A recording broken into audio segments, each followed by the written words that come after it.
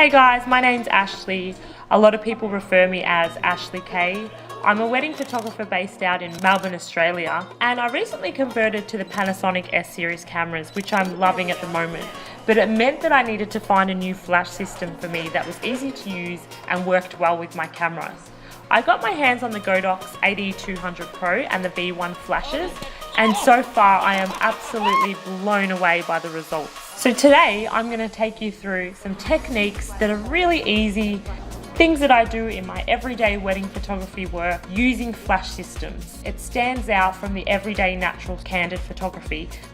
We are today at the Villa Alba Museum in Kew, one of my favourite locations. I love the architectural vibe that it's giving me, as well as the vintage, beautiful chandeliers, beautiful artwork on the wall. And this is the type of photography that I love being able to create using flashes. So, we have the first setup here. I've just taken a walk around Villa Alba and I've noticed this beautiful archway, which I love. It's a doorway just inside Villa Alba, and I thought this is a great opportunity for me to set up my bride, and I can see a small pocket of natural light on the right hand side of the image where I can place the groom. So I've placed my bride and I've taken the first shot, which is using natural light. It looks great, but it's lacking light. So what I've done is I've set up an AD200Pro with no modifiers just behind the window. I would like to be able to create that illusion that it's beautiful light coming through the back to light up the bride. However, when I took the first shot, I feel like it's lacking the warmth that the sun would give us if it was sunset. So I took the photo using the warm gel and that backlight with the AD200. I finally got that beautiful warm feel that I wanted in the image. But then I realized my bride is too dark in the image, and I really want to bring out that beautiful detail in her wedding dress as well as illuminate her face. So I decided to ask my assistant to hide behind the door with a V1 flash. I've also placed the warm gel on the flash, but I noticed the groom was quite dark and I wanted to be able to light him up just that little bit more so that I could see his pose. I took another V1 flash and put it on the other side of the door, and I had the assistant aim it towards the groom. But I noticed there was a lot of spill of light on the floor of the image, as well as the groom. He was a bit cool. He wasn't matching the overall feel of the image. So then on the final shot, I decided to add another warm gel plus a grid to control the direction of the light onto the groom, and I got the shot. Sometimes at weddings, we don't always get hired to stay to the end, so we may do an image called a mock first dance. It's a very common photo to get, especially when you're not being hired for the full reception. So I've set the bride and groom up just underneath the chandelier because I want to make it feel like the chandelier is lighting them up. I took my first shot using natural light and I realized it does look great, but I could do so much more to this image if I just put a flash behind them. So what I did is I got an AD200Pro, I placed it behind the bride and groom, and I took my shot, and I noticed that there was a lot of spill on the bottom of the image, so a lot of light on the ground.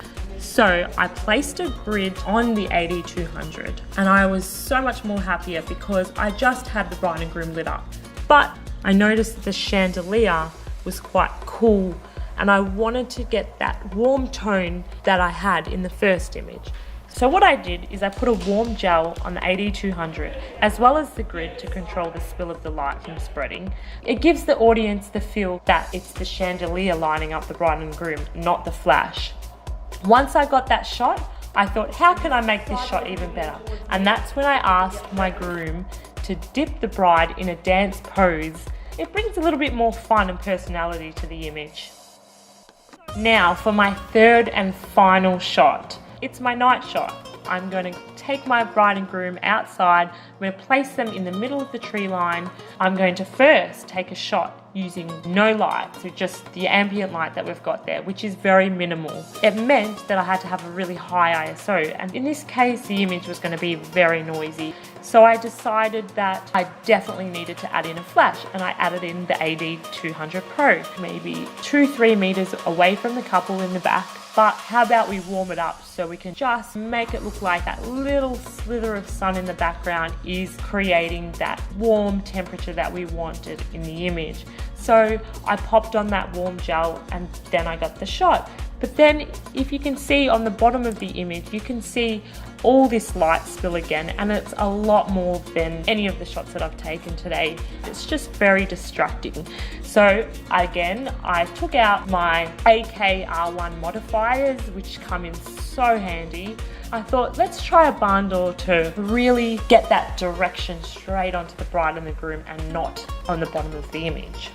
The overall image was warm to match that little bit of sunlight coming back in the background, and the image looked great.